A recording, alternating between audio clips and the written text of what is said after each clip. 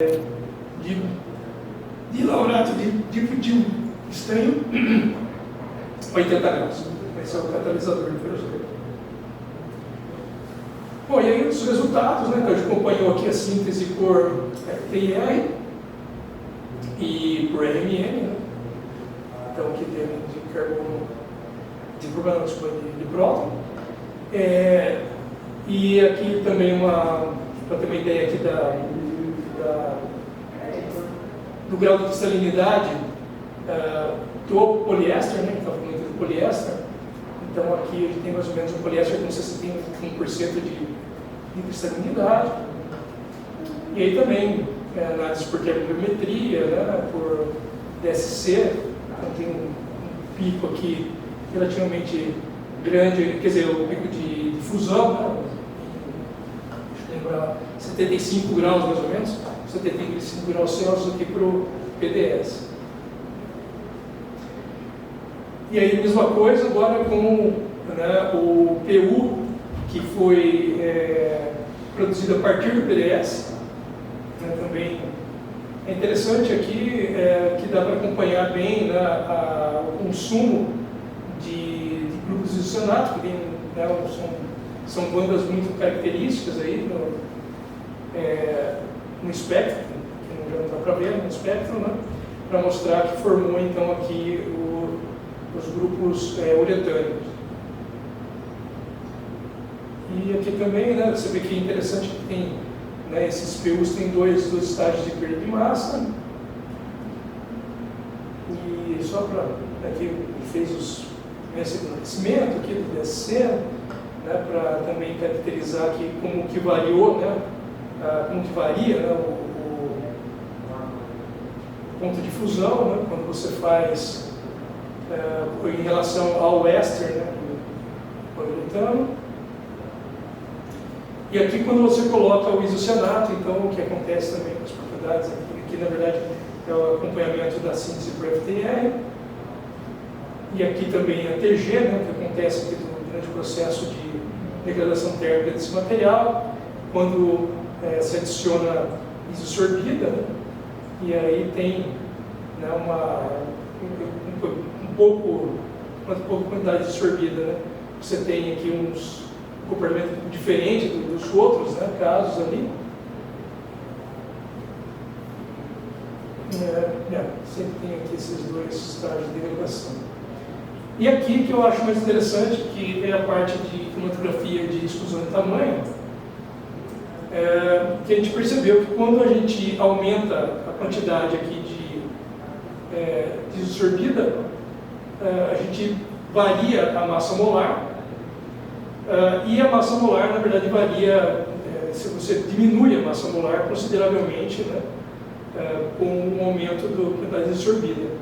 Então, se você não usar a isosorbida, a gente consegue aqui um grau de conversão aqui para policondensação de 95%, que não é também aquela maravilha, mas chega ali um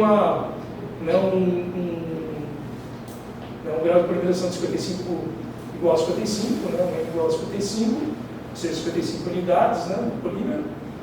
E aí com uma massa molar de 1,83 vezes 10 a quarta, que para um PU está razoável, não seria melhor que fosse um pouquinho mais alto, né, mas teria que melhorar um pouquinho aqui, né, essas condições de síntese. E aí depois a gente tem com 25,4% de absorvida, que deu 37, o N igual a 37, né, a polimerização, e com 43,9 vai para 16, ou seja, a absorvida está impedindo, né, que a polimerização ocorra de uma forma mais, na verdade, diminui a reatividade. É lógico, né? A Ângela não conseguiu terminar, né, assim, todos os experimentos que ela tinha que fazer, mas, porque nunca termina, né, como diziam, né, falava meu orientador, não, você precisa fazer isso, fazer aquilo. Eu falei para o meu orientador, né, quando estava terminando o doutorado, eu falei, é o seguinte, minha bolsa vai até de Natal, assim, depois vai ficar no próximo você.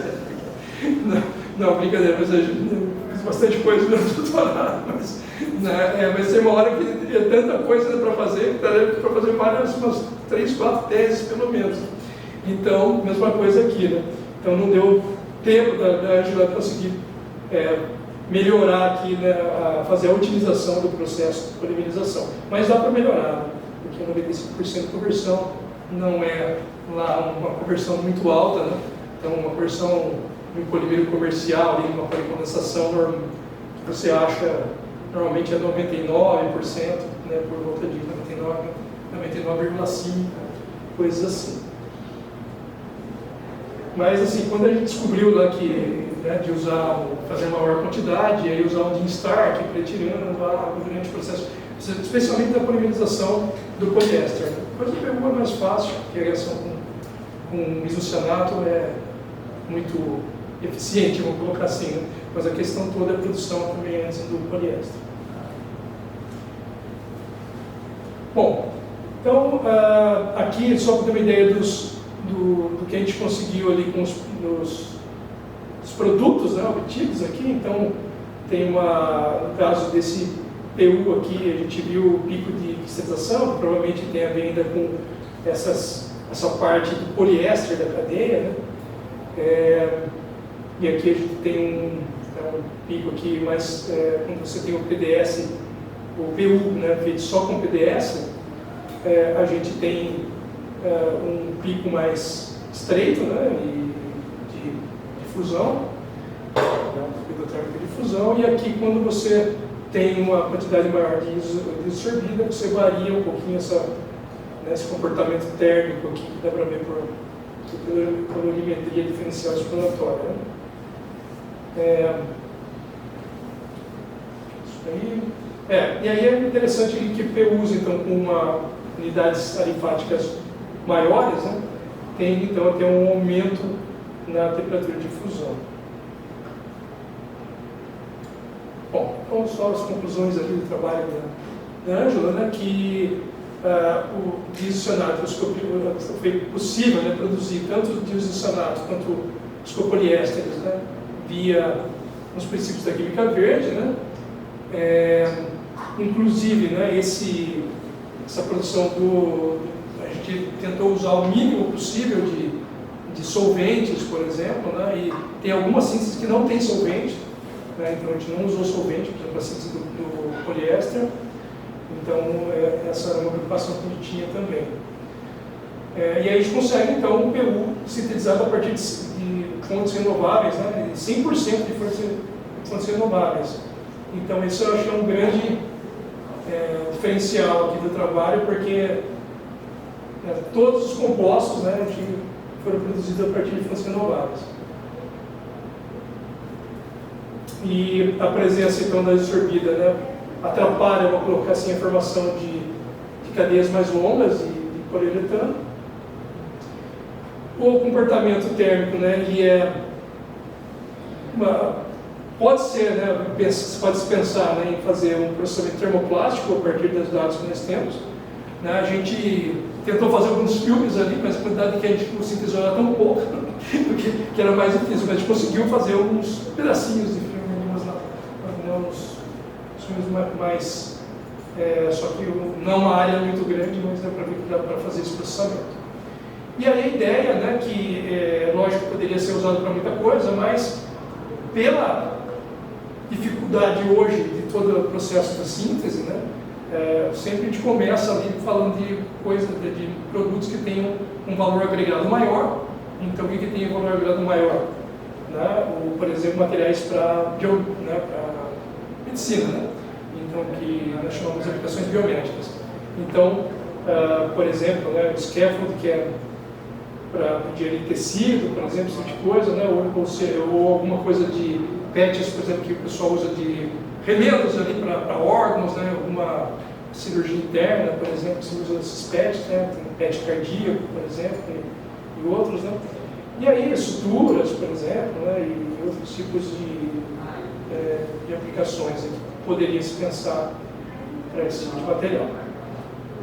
Então, aqui, os agradecimentos, né. E só para terminar, falar um pouquinho de Marrakech, bem rapidamente. Né? Depois também, se vocês quiserem a gente pode conversar mais depois ali, em relação às experiências em Marrocos, mas aqui a Medina, que é a cidade mais antiga, vamos colocar assim, né? Então tem essa mesquita, que é uma mesquita mais nova, mas não pode entrar, a gente que não é de lá, eles não deixam entrar. Né? E aqui do lado, mas que acabou não saindo a foto, aqui tem umas ruínas da antiga mesquita. E quando você vai ver o ano dessa antiga mesquita, é do ano 600, 700, né, da era cristã, bem, mas são coisas de, né, que tem aí 1.500 anos atrás, assim, 1.400 anos atrás. Então, quer dizer, já tinha, né, uma civilização ali, né, lógico, né, invadiram a Espanha, ficaram 1000 anos na Espanha, então, né, e foram esses mesmos, né,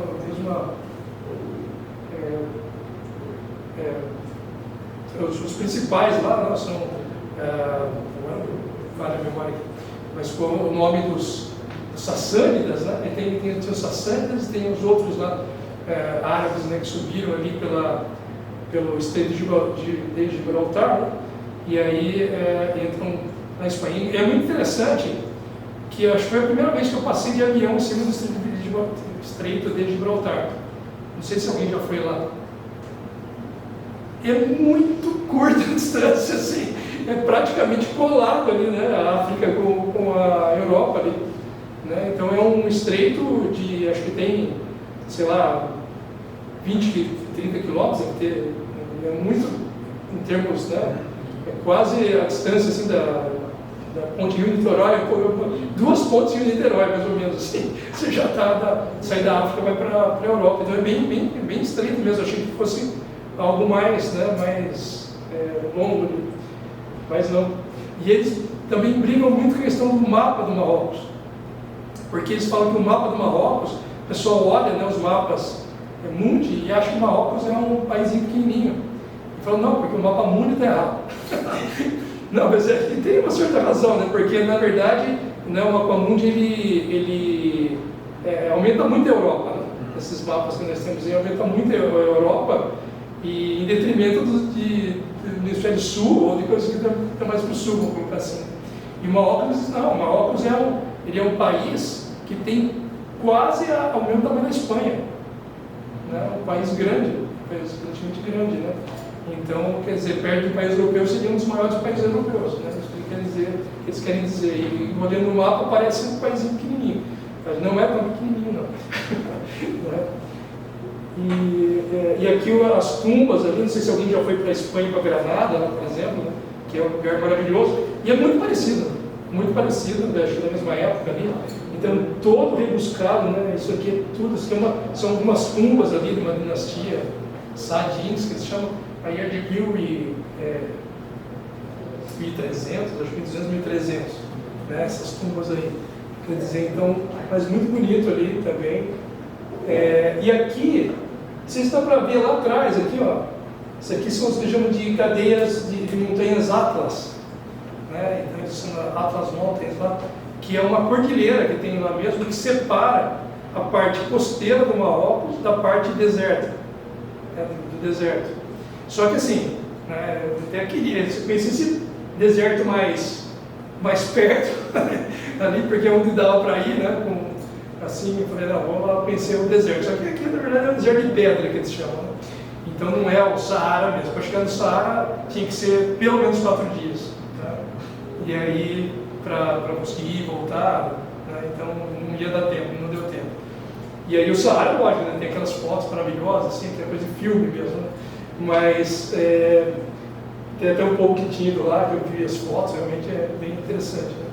Mas tem que ir com o tempo. Então, senão você pode vir aqui não sei se dá para ver um monte de camelo, que eles chamam de camel, tá? Eles chamam de camel. Pelo menos, né, em inglês, né? Não sei se tem. Só que aqui a gente chamava camelo com 2 corcovas, né? Ou era com uma corcova?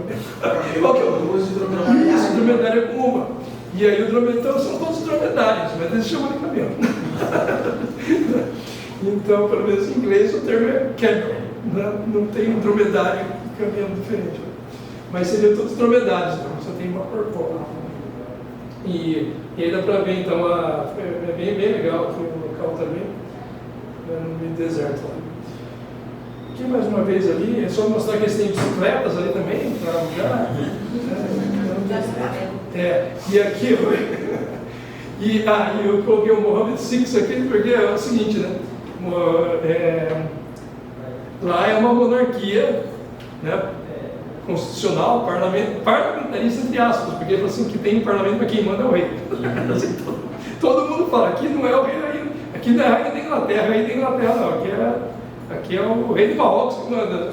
E aí eles fazem questão de colocar o nome dos reis em qualquer lugar. Então, aí tem o Mohammed VI, é o atual rei, inclusive.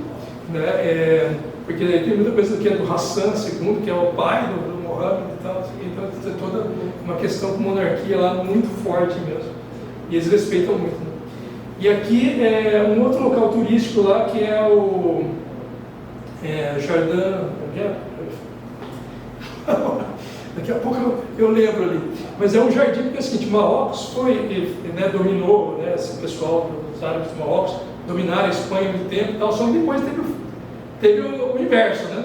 Então eles foram colonizados ali, e na época das colonizações dos países europeus, e ficaram mais de 100 anos, a maior parte de Marrocos, pelo menos, ficou da França, né? ficou francês, assim. Então eles tiveram uma dominação francesa por muito tempo lá. E aí os franceses fizeram um jardim aqui todo bonitinho. Na verdade já tinha esse jardim, mas aí depois esse cara aqui, que não sei se vocês conhecem alguma coisa de moda, eu não conheci muito, mas lá todo mundo falava dele ali, que esse aqui é o Yves Saint Laurent, né? E o Yves Saint Laurent comprou essa parte, esse jardim para ele, e ele ia lá com os amantes dele, e aí fez um paraíso particular ali. Só que daí quando ele morreu, né, o último marido dele lá, acabou abrindo para, não sei se ele acabou doando uma parte, pelo menos, mas é interessante porque tem esse jardim, que é todo meio azul, todo meio estilizado, Jardim Majorelle, Jardim Majorelle. E aqui o dele tem um museu, né? Então lá para quem gosta de moda, né, tem um monte de coisa. E é bem legal até porque você consegue ver a moda lá dos anos 60, né, do início dos anos 60 até os anos 90, mais ou menos, né, que foi quando ele atuou mais, né? E é bem, para quem é da minha geração, né, lembra bem essa moda daquela época ali. Então é bem interessante.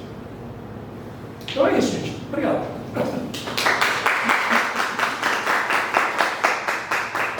Se tiverem uma pergunta, podem fazer. Mas acho que já pode, né? Parar.